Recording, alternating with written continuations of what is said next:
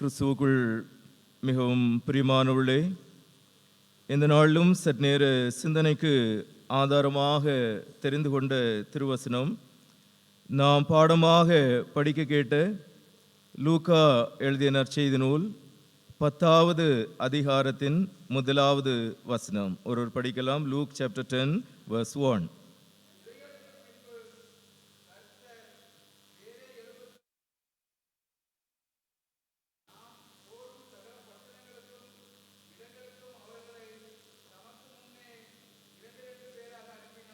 இருந்தவாறு தலைவணங்கி நாம் ஜெபிப்போம்.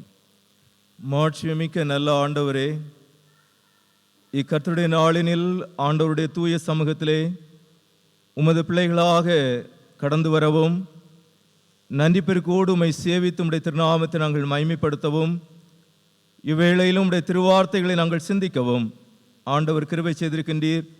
நன்றி இருந்ததோடு நாங்கள் உம்மை துதிக்கின்றோம். ஆண்டவரே, நித்தியமும் நிலைவரமுமான உம்முடைய நல் வார்த்தைகளை கொண்டு நீர் எங்களோடு பேசி நீர் எங்களை நித்திய ஜீவ பாதையினில் நடத்துகின்றவராக இருப்பதற்காக நாங்கள் உமக்கு நன்றி செலுத்துகின்றோம். இந்த நாளிலும் கூட உம்முடைய திருவார்த்தைகளை நாங்கள் சிந்திக்கின்ற போதும் உம்முடைய வேதத்தின் மகத்துவங்களை நாங்கள் கண்டுகொள்ளும்படியாக ஆண்டவர் எங்களுடைய அகக்கண்களை திறந்து எங்களோடு பேசுகின்ற, எங்களோடு இடைபடுகின்ற அனுபவங்களை காண ஆண்டவர் கிருபை செய்ய வேண்டும் என்று ஜெபிக்கின்றோம். இந்த நாளுக்குரிய சிந்தனைகள் எல்லாம் நீர் தொடர்ந்து எங்களுக்கு ஆசீர்வதித்து தாரும். நீர் எங்களோடு பேசும். மீட்பர் இயேசுவின் நாமத்தில் வேண்டுகின்றோம் பிதாவே, ஆமென்.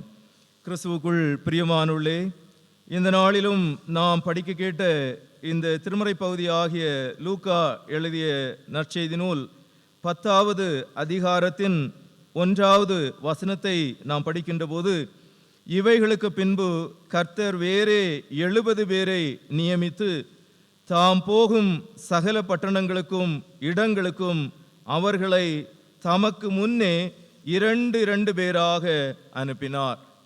பார்ட்டிசிபேட்டிங் இன் காட்ஸ் மிஷன், கடவுளின் அருட்பணியிலே பங்கு பெறுதல் என்று சொல்லுகின்ற கருப்பொருளிலே இந்த நாளிலும் கூட ஆண்டவருடைய திருவார்த்தையை உங்களோடு பகிர்ந்து கொள்ள ஆசிக்கின்றேன்.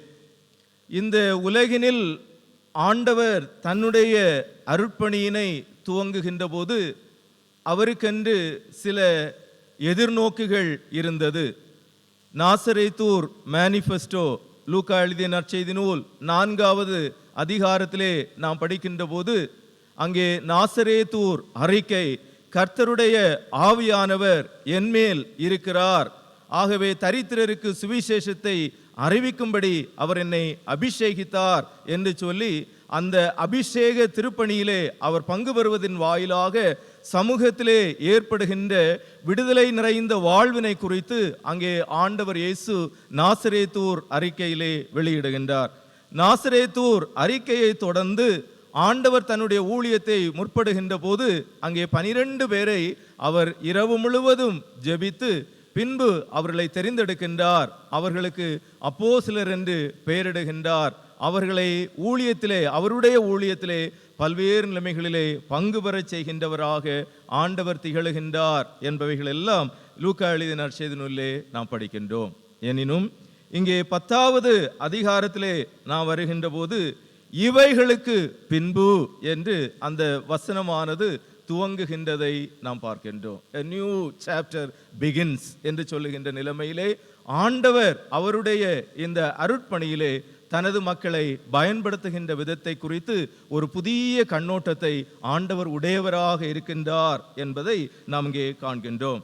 சிறப்பாக நாம் இங்கே படிக்கின்ற போது இந்த 1வது வசனத்திலே லூக் சாப்டர் 10 verse 1 நாம் படிக்கின்ற போது இவைகளுக்கு பின்பு கர்த்தர் வேறே 70 பேரை நியமித்து என்று நாம் காண்கின்றோம்.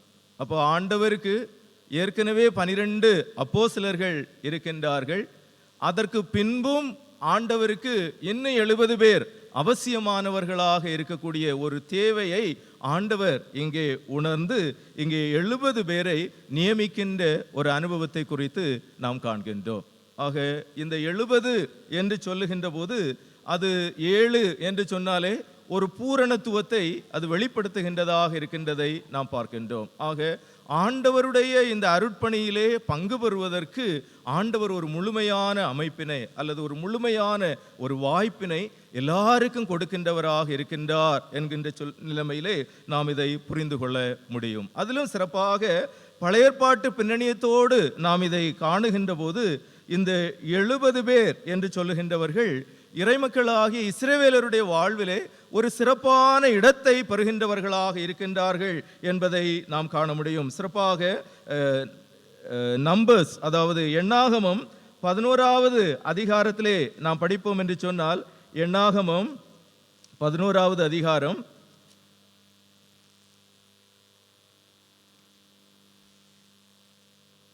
அதிலே 16வது வசனத்தையும் 17வது வசனத்தையும் நாம் படிக்கின்ற போது அங்கே மோசே இறைமக்களாகிய இஸ்ரவேலரை எகிப்தின் அடிமைத்தனத்திலிருந்து மீட்டு பாலும் தேனும் ஓடுகின்ற இந்த வாக்குத்தத்தம் பண்ணப்பட்ட கானான் தேசத்திற்கு நேராக அவருடைய தலைமைத்துவத்தின் கீழாக அவர்களை வழிநடத்துகின்ற போது வழியிலே வருகின்ற கடினமான அனுபவங்கள் எல்லாம் ஆண்டவரையே அவர் சார்ந்து கொள்வதற்கு உதவி செய்கின்றதாக இருப்பதோடு இந்த 70 பேர் அந்த ஒரு மீட்பின் பயணத்திலே அல்லது இந்த விடுதலை பயண அனுபவத்திலே அவருடைய பங்களிப்பினை கொடுப்பதற்கு ஆண்டவரால் பயன்படுத்தப்படுகின்ற நபர்களாக அவர்கள் அமைகின்றவர்களாக இருக்கின்றதை நாம் காண்கின்றோம்.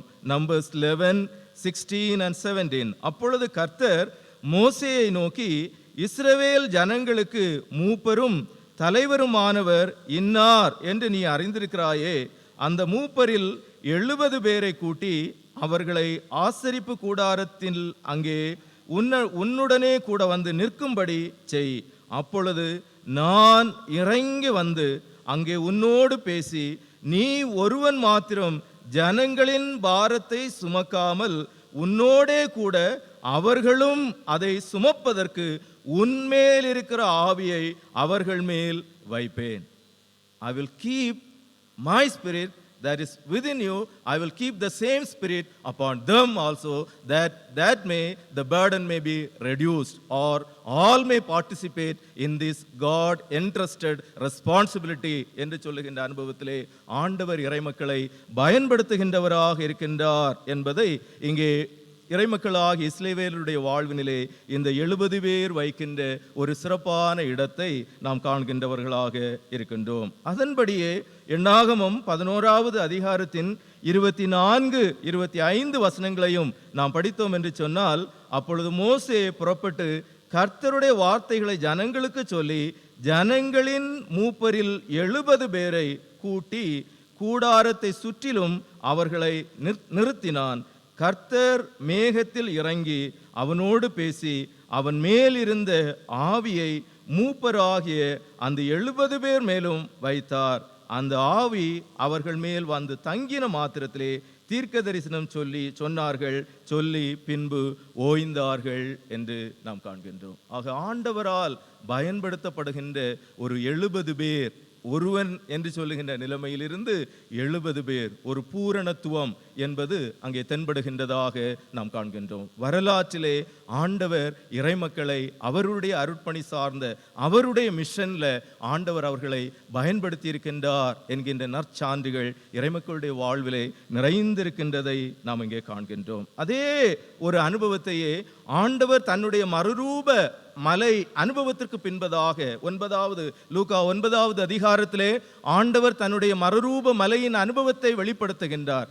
மோசே, எலியா, தீர்க்கதரிசிகள் எல்லாம் வந்து அவரோடு உரையாடுகின்ற ஒரு அனுபவத்தை எல்லாம், அவருடைய மகிமை பொருந்திய ஒரு அனுபவத்தை அவருடைய இன்னர் சர்க்கிளாக இருந்த அவருடைய சீடர்கள் காணுகின்றவர்களாக இருக்கின்றார்கள். அந்த நிலைமையிலிருந்து அடுத்த ஒரு நிலைமைக்கு, இவைகளுக்கு பின்பு என்று சொல்லுகின்ற ஒரு புதிய கண்ணோட்டத்தோடு ஆண்டவர் தன்னுடைய மிஷன்ல முன்னேறுகின்ற போது இங்கே 70 பேரை ஆண்டவர் எடுத்து பயன்படுத்துகின்றவராக இருக்கின்றார் என்பதை நாம் காண்கின்றோம். மேலும் இந்த 70 என்று சொல்லுகின்றது கிறிஸ்தவ அல்லது திருமறையின் வரலாற்றிலே மிகவும் முக்கியமான ஒன்றாக இருக்கின்றதை நாம் காண்கின்றோம். சிறப்பாக Hebrew Bible, otherwise the Old Testament was translated into Greek.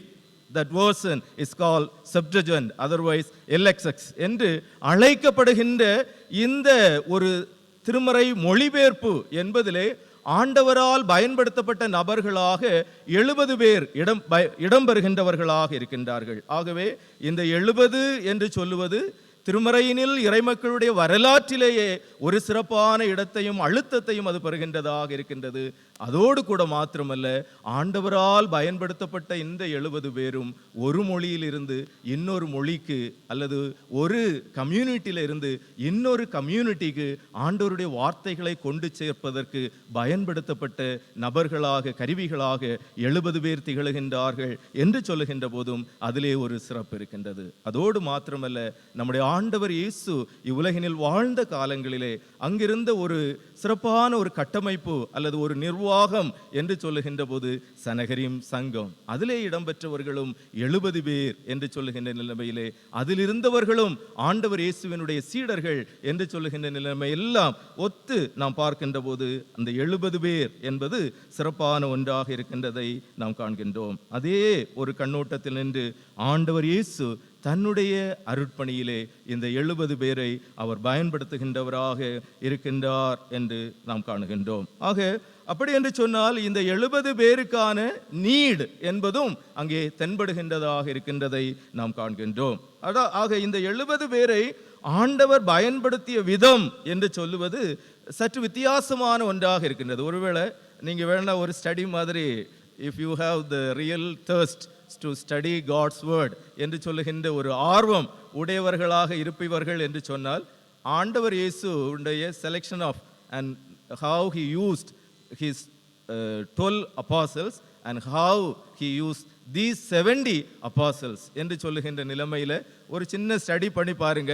நிறைய காரியங்கள் அதுக்குள்ள இருந்து நாம் புரிந்து கொள்ள, அறிந்து கொள்ள முடியும். நிச்சயமாக அது நம்முடைய விசுவாசத்திற்கும் இன்னும் எவனமாக நாம் ஆண்டவருடைய அருட்பணியிலே பங்கு பெறுவதற்கு ஆர்வமுடையவர்களாக இருக்கின்றோம் என்பதிலே நம்மை உற்சாகப்படுத்துகின்றதாக அமையும் என்பதிலே எந்த விதமான சந்தேகமில்லை. ஆக இங்கே ஆண்டவருடைய அருட்பணியிலே நாம் பங்கு பெறுவதற்கு அழைக்கப்படுகின்றோம் என்று சொல்லுகின்ற போது 3 காரியங்களை இந்த திருமறை பகுதி நின்று சுருக்கமாக உங்களோடு பகிர்ந்து கொள்ள நான் ஆசிக்கின்றேன். முதலாவதாக, இங்கே ஆண்டவருடைய அருட்பணியிலே நாம் பங்கு பெறுவதற்கு அழைக்கப்படுகின்றோம் அல்லது ஆண்டவர் நமக்கு ஒரு வாய்ப்பினை கொடுக்கின்றார் என்று சொல்லுகின்ற போது எவண்ணமாக அவருடைய இந்த அருட்பணியிலே நாம் பங்கு பெற இயலும் என்று சொல்லுகின்ற போது த்ரூ அவர் பிரேயர்ஸ், நம்முடைய ஜெபத்தினால, நம்முடைய விண்ணப்பத்தினால நாம் ஆண்டவருடைய இந்த அருட்பணியிலே பங்கு பெற முடியும் என்று சொல்லுவதை நாம் 2வது வசனத்திலே படிக்கின்றோம். லூக்கா 10வது அதிகாரத்தின் 2வது வசனம். அப்பொழுது அவர் அவர்களை நோக்கி, அறுப்பு மிகுதி, வேலையாட்களோ கொஞ்சம், ஆகையால் அறுப்புக்கு எஜமான் தனது அறுப்புக்கு வேலையாட்களை அனுப்பும்படி அவரை வேண்டிக் கொள்ளுங்கள் என்று கூறுகின்றார். You pray that the master may send the laborers into the field for the harvest என்று சொல்லுகின்றதை நாம் காண்கின்றோம். ஏன் ஆண்டவர் இந்த 70 பேரை தெரிந்தெடுத்து அவர்களை இந்த ஊழியத்திலே அல்லது இந்த அருட்பணியிலே பங்கு பெற செய்வதற்கு அனுப்புகின்ற போது விண்ணப்பம் பண்ணுங்க அப்படின்ட்டு சொல்ல வேண்டியதின் அவசியம் என்ன என்பது சிந்தனைக்குரியதாகவே இருக்கின்றது. ஏனென்று சொன்னால், இந்த 70 பேரும் அவர்களுக்கே என்ற ஒழிய இடத்திற்காக அனுப்பப்படவில்லை. 1வது வசனத்தை நாம் படிக்கின்ற போது, இயேசு எங்கெங்க போனோன்னு நினைச்சிருந்தாரோ, காலமும் சூழ்நிலையும் என்று சொல்லுகின்ற நிலைமையில டைம் அண்ட் ஸ்பேஸ் உட்பட்டு செயல்படுகின்ற ஹிஸ்டாரிக்கல் ஜீசஸ் ஆக ஆண்டவர் தன்னுடைய ஊழியத்தை செய்யும் போது தாம் செல்ல வேண்டிய இடத்துக்கு முன்பதாகவே இவர்களை அனுப்புகின்றவராக இருக்கின்றார். அப்படின்னு சொன்னா, ஆண்டவரால் தெரிந்து கொள்ளப்பட்ட இந்த 70 பேர்ல 2 பேரா, ஒவ்வொரு ஜோடியாக அல்லது பேரா அவர்கள் செல்லுகின்ற போது பணியாள் முன்னே செல்லுகின்றார். எஜமானுடைய காலடி ஓசை பின்னே தொனித்து கொண்டே இருக்கின்றது. I am coming and you move forward என்று சொல்லுகின்ற நிலைமையிலே, விண்ணப்பத்திலே உதவி செய்கின்ற நிலைமையிலே ஆண்டவர் எஜமானாக சந்திக்க வர இருக்கின்றார். அவருடைய ஊழியத்தை, அவருடைய அருட்பணியை நிறைவேற்றுவதற்காக அவர் வருகின்றவராக இருக்கின்றார். அவருக்கு முன்னோடிகளாக இங்கே ஊழியத்திலே ஆண்டவர் அவர்களை அனுப்புகின்றவராக இருக்கின்றதை நாம் காண்கின்றோம். ஆக 2வது வசனம் லூக் 10:2. அப்பொழுது அவர் அவர்களை நோக்கி, அறுப்பு மிகுதி, வேலையாட்களோ கொஞ்சம். ஆகையால் அறுப்புக்கு எஜமான் தமது அறுப்புக்கு வேலையாட்களை அனுப்பும்படி அவரை வேண்டிக் கொள்ளுங்கள். ப்ரே என்று சொல்லுவது மிக முக்கியமான ஒன்றாக இருக்கின்றதை நாம் பார்க்கின்றோம். ஆக இந்த ஜெபம் என்று சொல்லுகின்ற போது பல நிலைமைகளிலே இந்த ஜெபத்தை நாம் புரிந்து கொள்ளுகின்றவர்களாக இருக்கின்றோம். ஆண்டவரிடத்தில் ஒரு மன்றாட்டை வைப்பது அல்லது ஆண்டவரிடத்தில் வருந்தி கேட்பது என்பவைகள் எல்லாம் ஜெபத்துக்குள்ள இருக்கின்றது. ஆகவே மத்தேயு 7:7 நம்ம பார்க்கும்போது அங்கே கேளுங்கள் அப்பொழுது உங்களுக்கு கொடுக்கப்படும், தட்டுங்கள் அப்பொழுது உங்களுக்கு திறக்கப்படும், தேடுங்கள் கண்டடைவீர்கள் என்கின்ற நல்ல நம்பிக்கை ஆண்டவர் கொடுக்கின்றார். You ask and you will receive. ஆக தேசங்களை கேட்க, சமூகங்களை கேட்க ஆண்டவர் அழைக்கின்றார். அறுப்பு மிகுதி, வேலையாட்களோ கொஞ்சம். ஆகவே அறுப்புக்கு எஜமான் வேலையாட்களை அனுப்பும்படி அவரை வேண்டிக் கொள்ளுங்கள் என்று சொல்லுகின்ற ஒரு விண்ணப்பத்தின் ஆவி உடையவர்களாக நாம் இந்த அருட்பணியிலே பங்கு பெறுவதற்கு அழைக்கப்படுகின்றவர்களாக இருக்கின்றோம். To participate in Christ's mission or God's mission, we need to have the spirit of prayer. விண்ணப்பத்தின் ஆவி or prayer of intercession and spirit of intercession என்று சொல்லுவது நமக்கு மிக அவசியமானதாக இருக்கின்றது. அது ஆண்டவர் எதிர்பார்க்கின்ற ஒரு மிகுதியான அறுப்பினை ஏற்படுத்தி கொடுக்கும் என்பதிலே எந்த விதமான சந்தேகமில்லை. அதற்கு தான் ஒரு சிறந்த உதாரணமாக இந்த நாளிலே நாம் படித்த பழைய ஏற்பாட்டு திருமறை பகுதி அமைகின்றதாக இருக்கின்றதை நாம் காண்கின்றோம். 2 ராஜாக்கள் 5வது அதிகாரத்தின் 3வது வசனத்தை ஒருவர் படிக்கலாம். 2 Kings chapter 5 verse 3.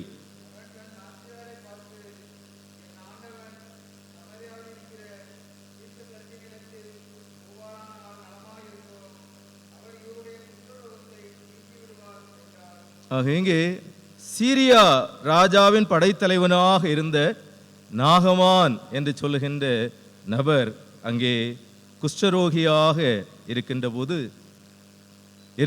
இங்கே இஸ்ரவேலிலிருந்து சிறைபிடித்து வந்திருக்கக்கூடிய இந்த சிறு பெண்ணினுடைய ஒரு ஜெப ஜீவியம் அவருடைய வீட்டுக்குள்ள வெளிப்படுது. ஒரு கேப்டன் ஆண்டவரை தன்னுடைய சொந்த இரட்சகராக ஏற்றுக்கொள்வதற்கு, ஆண்டவரால் சுகம் பெறுவதற்கு, எந்த வைத்தியத்தாலும் சுகம்படுத்த இயலாது என்று இருக்கக்கூடிய நிலைமையில நோயினால் தொற்று கொண்டவராக அணுவணுவாக செத்துக்கொண்டே இருக்கக்கூடிய ஒரு சரீரத்திற்கு சுகம் கொடுக்கின்ற ஒரு வாழ்வாக, ஆண்டவரால் மீட்கப்படுகின்ற ஒரு நபராக நாகமான் மாறுவதற்கு அடித்தளமாக அமைவது சிறை கைதியாக கொண்டு வரப்பட்டிருக்கக்கூடிய ஒரு சிறு பெண்ணினுடைய ஜெப ஜீவியமாக அமைகின்றதை திருமறை நமக்கு பதிவு செய்து தருகின்றதை நாம் காண்கின்றோம். அவளுடைய விண்ணப்பம் என்ன? என் ஆண்டவன் சமாரியாவில் இருக்கிற தீர்க்கதரிசி இடத்தில் போவாரானால் நலமாயிருக்கும். It is good for our master to go there and get healed. ஆக எவ்வளவு ஒரு ஆணித்தரமான ஒரு விசுவாசத்தோடும் ஒரு விண்ணப்பத்தோடும் ஆண்டவர் தன்னை வைத்திருக்கக்கூடிய சர்க்கம்ஸ்டான்சஸையும் அந்த சிச்சுவேஷனையும் பாராமல் ஆண்டவருக்காக அல்லது பிறருக்காக வேண்டுகின்ற ஒரு விண்ணப்பத்தின் ஆவி உடையவளாக அந்த சிறுபெண் அமைகின்றதை நாம் காண்கின்றோம். அவ்வண்ணமாகவே அந்த விண்ணப்பத்தின்படியே அவர் செயல்படுகின்ற போது ஒருவேளை அவருடைய ப்ரைடு, அவருடைய ஸ்டேட்டஸ் இவைகளினால சில தடுமாற்றங்கள் இருந்தாலும் கடைசியில 14வது வசனத்தை நாம் படித்தோம் என்று சொன்னால், அப்பொழுது அவன் இறங்கி தேவனுடைய மனுஷன் வார்த்தையின்படியே யோர்தானில் 7 தரம் மூழ்கின போது அவன் மாம்சம் ஒரு சிறு பிள்ளையின் மாம்சத்தை போல மாறி அவன் சுத்தமான். ஆண்டவருடைய வார்த்தைக்கு கீழ்ப்படுகின்ற ஒரு விண்ணப்பமாக அந்த சிறு பெண்ணினுடைய விண்ணப்பம் இங்கே செயல்படுவதை பார்க்கின்ற போது இங்கே நாகமானுடைய சரீரம் சிறு பிள்ளையினுடைய மாம்சத்தை போல அது சுத்தமாகுகின்றதாக இருக்கின்றதை நாம் காண்கின்றோம். ஆக ஒரு விண்ணப்பம் இங்கே ஒரு பெரிய தேசத்தினுடைய அல்லது ஒரு படை தலைவனுடைய வாழ்வினையே மாற்றி அமைக்கின்றதாக இருக்கின்றதை நாம் பார்க்கின்றோம். மிஷன் கேம்பெயின், மிலிட்ரி ஒரு கேம்பெயின் ஆர் மிஷன் என்றே நாம் கருதுகின்றோம். ஆக நாகமான் ஒரு படைத்தலைவன். அந்த படைத்தலைவனுடைய வாழ்வினிலேயே பங்கு பெறுகின்ற ஒரு விண்ணப்பமாக இந்த சிறு பெண்ணினுடைய விண்ணப்பமானது இடம்பெறுகின்றதை நாம் காண்கின்றோம். இன்று ஆண்டவருடைய மிஷன்ல, ஆண்டவருடைய சேனையில அல்லது ஆண்டவருடைய திருச்சபையில, ஆண்டவருக்காக சேவை செய்கின்ற பல அமைப்புகளில் ஆண்டவர் நம்மை அழைத்து ஏற்படுத்தி இருக்கின்ற போது நம்முடைய ஜெப ஜீவியமானது எப்படிப்பட்டதாக இருக்கின்றது என்பதை நாம் சிந்தித்து பார்க்க அழைக்கப்படுகின்றவர்களாக இருக்கின்றோம். இரண்டாவதாக நாம் சிந்திக்கின்ற போது இந்த மிஷன்ல அல்லது இந்த அருட்பணியிலே நாம் பங்கு பெறுகின்றோம் என்று சொல்லுகின்ற போது அது நாம் ஏஜென்ட்ஸ் ஆஃப் பீஸ் என்று சொல்லுகின்றதை திருமறை நமக்கு வெளிப்படுத்துகின்றதாக இருக்கின்றதை நாம் காண்கின்றோம். சிறப்பாக 5வது வசனத்தையும் 6வது வசனத்தையும் நாம் படிக்கின்ற போது லூக்கா எழுதிய நற்செய்தி நூல் 5வது அதிகாரத்தில் 10வது அதிகாரத்தின் 5வது வசனமும் 6வது வசனம் ஒருவர் படிக்கலாம்.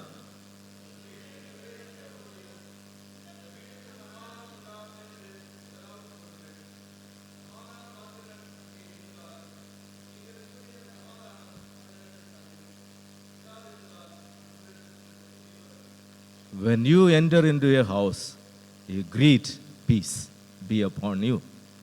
ஆக ஆண்டவர் தன்னுடைய அருட்பணியிலே பங்கு பெறுவதற்கான ஒரு வாய்ப்பினை 70 பேருக்கு ஒரு பரந்த மனப்பான்மையோடு அவர் கொடுக்கின்றார் என்று சொல்லுகின்ற போது the shalom need to be practiced or that need to be prevailed in the houses என்று சொல்லுகின்ற நிலைமையிலே இல்லங்களிலே சமாதானம் என்பது நிலவ வேண்டும் என்பது ஆண்டவருடைய எதிர்பார்ப்பாக இருக்கின்றதை நாம் காண்கின்றோம். ஒருவேளை இந்த திருமறை பகுதியை நாம் படிக்கின்ற போதும் இங்கே எலிசா தீர்க்கதரிசியினுடைய வாழ்வோடு அதை இணைத்து நாம் பார்க்கின்ற போது அங்கே ஒருவரையும் வாழ்த்த வேண்டாம் என்று சொல்லுகின்ற நிலைமையிலே அவர் கூறுகின்ற வார்த்தைகளை நாம் காணலாம். சிறப்பாக 4வது வசனத்தில் நாம் படித்தோம் என்று சொன்னால் ஆண்டவரால் அனுப்பப்படுகின்ற இந்த 70 பேர் எப்படிப்பட்ட ஒரு சூழல்ல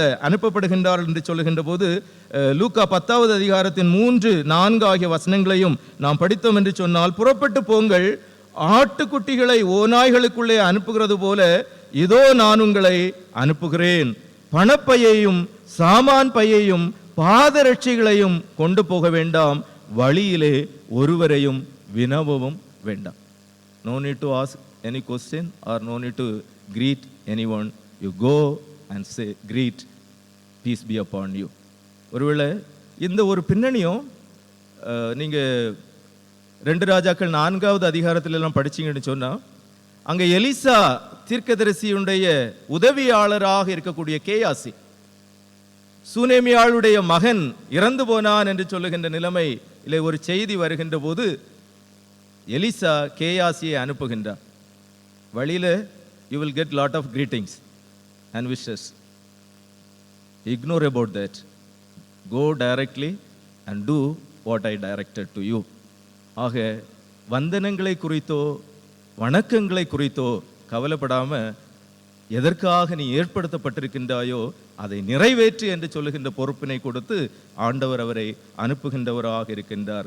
கேயாசி எலிசாவின் சீடர், உன்னதமான ஆண்டவரின் குமாரன் இந்த உலகத்தில் வந்து அவருடைய மிஷனை அக்காம்ப்ளிஷ் பண்ணுகின்ற போது 12 பேர் போதாது, 70 பேர் வேணும் என்று கேட்டு அவர்களுக்கு ஒரு உறுதியை கொடுத்து அனுப்புகின்றார். ஆட்டுக்குட்டிகளை ஓநாய்களுக்குள்ள அனுப்புறேன். It is not an easy job to participate in this mission. It's highly challenging. It's so dangerous. ஆக இப்படிப்பட்ட ஒரு நெருக்கடியான அல்லது சவால்கள் நிறைந்திருக்கக்கூடிய ஒரு சமூகத்துக்குள்ள ஒரு முழுமை நிறைந்த அமைப்பாக இந்த 70 பேரை ஆண்டவர் அனுப்புகின்ற போது ஒரு வீட்டிற்குள் பிரவேசிக்கிற போது அந்த வீட்டுக்கு சமாதானம் உண்டாவது என்று முதலாவது சொல்லுங்கள் என்று கூறுகின்றார்.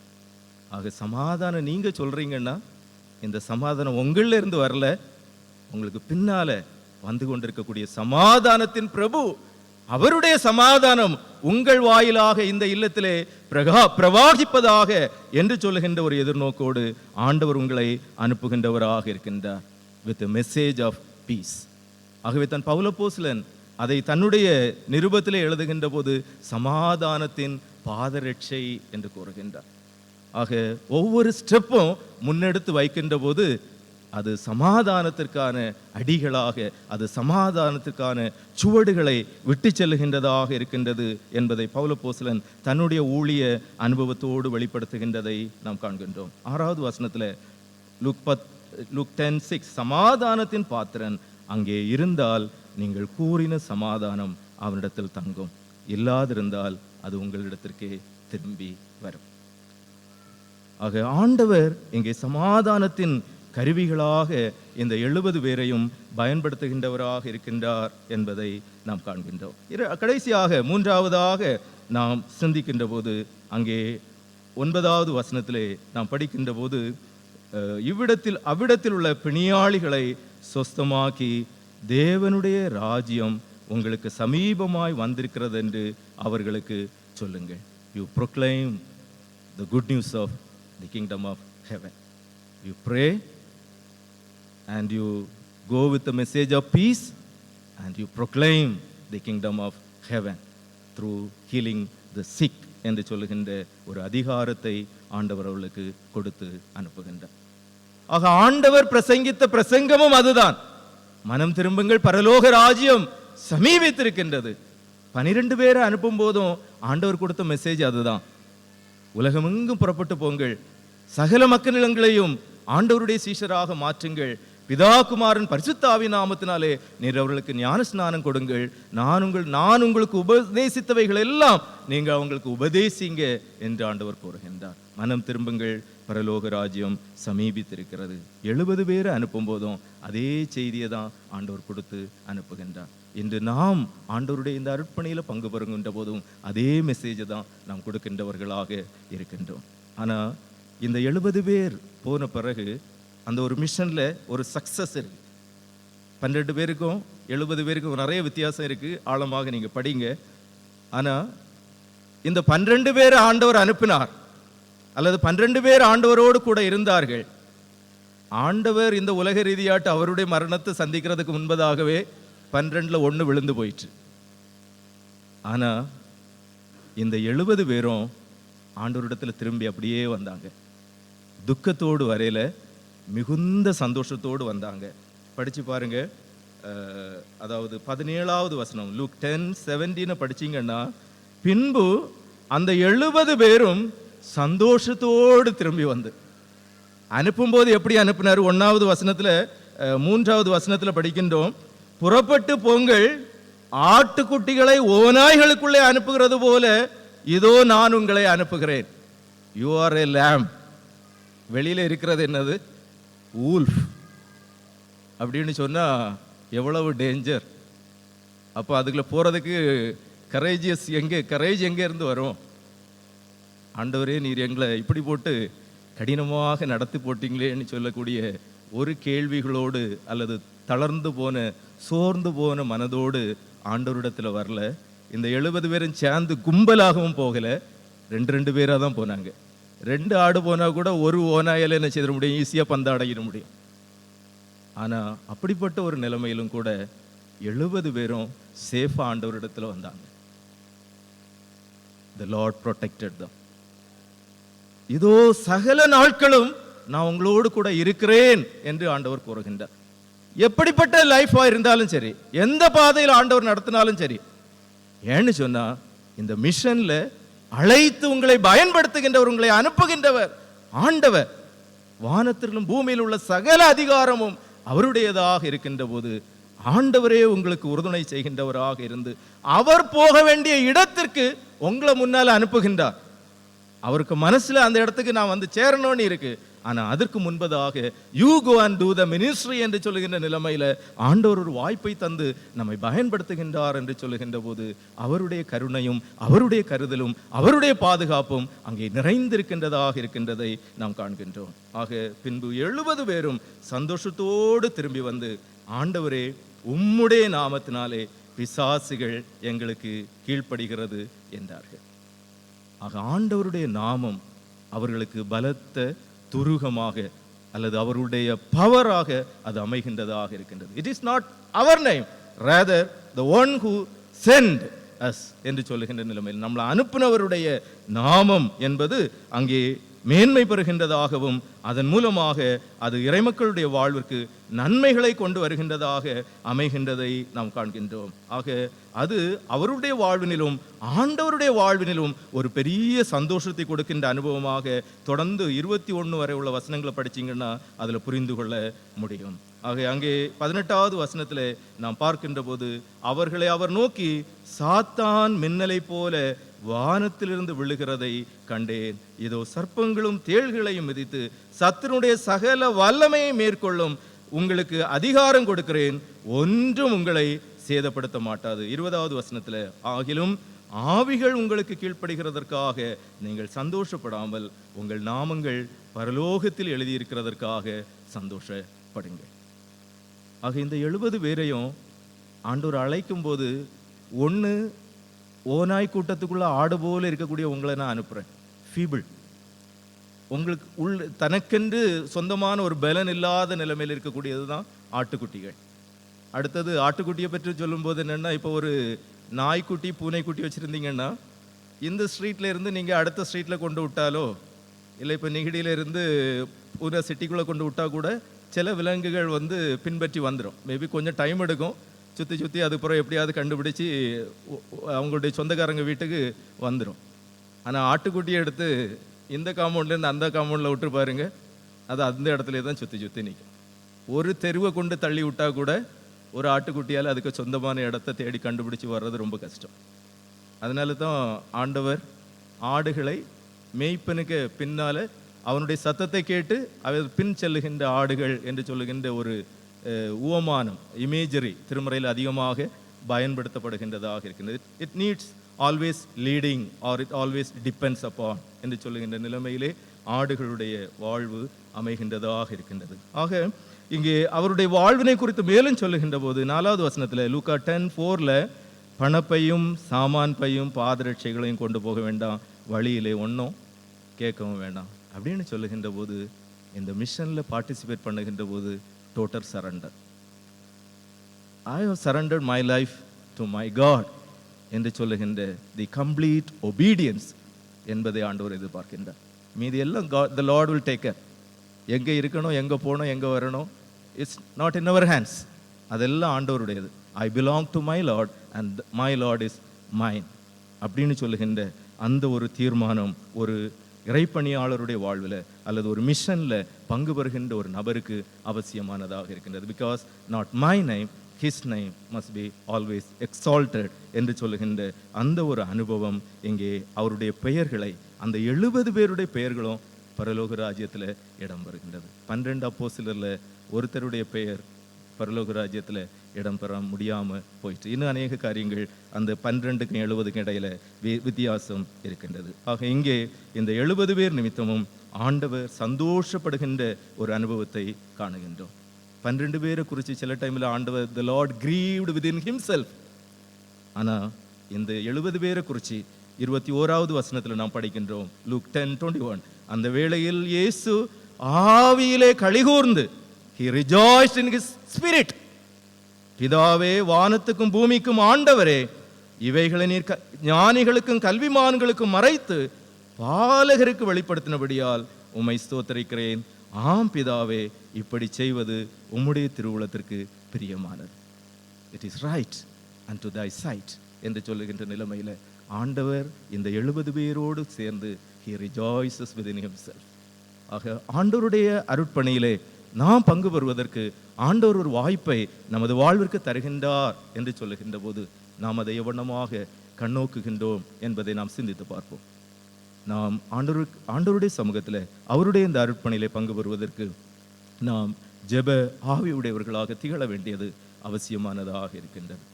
ஆண்டவர் இந்த ஜெப ஆவியை தந்து நம்முடைய வாழ்வினில் இந்த அருட்பணியிலே பங்கு பெற செய்கின்ற போது சமாதானத்தின் செய்தியை எப்பவும் உடையவர்களாக இருக்கணும். நாக்கிலையும் சமாதானம், பாதத்திலையும் சமாதானம். ஒரு இடத்துல போய் பேசினாலும் சமாதானம் தான், ஒரு இடத்துல போய் கால் வைத்தாலும் சமாதானம் தான் பவுலினுடைய ஒப்பிடுதலோடு. அடுத்ததாக எப்பொழுதும் ஆண்டவருடைய ராஜ்யத்திற்குரிய ப்ரொக்ளமேஷன் என்பது நம்முடைய வாழ்விலே உடையவர்களாக நாம் அமைய, அதன் மூலமாக ஆண்டவருடைய உள்ளத்திற்கு சமாதானத்தை, சந்தோஷத்தை கொடுக்கின்ற நபர்களாக இறைப்பணியிலே தொடர்ந்து நாம் பங்காற்ற ஆண்டவர் நம்ம ஒருவருக்கு உதவி செய்து நம்மை ஆசீர்வதித்து வழி நடத்துவாராக. ஆமென்.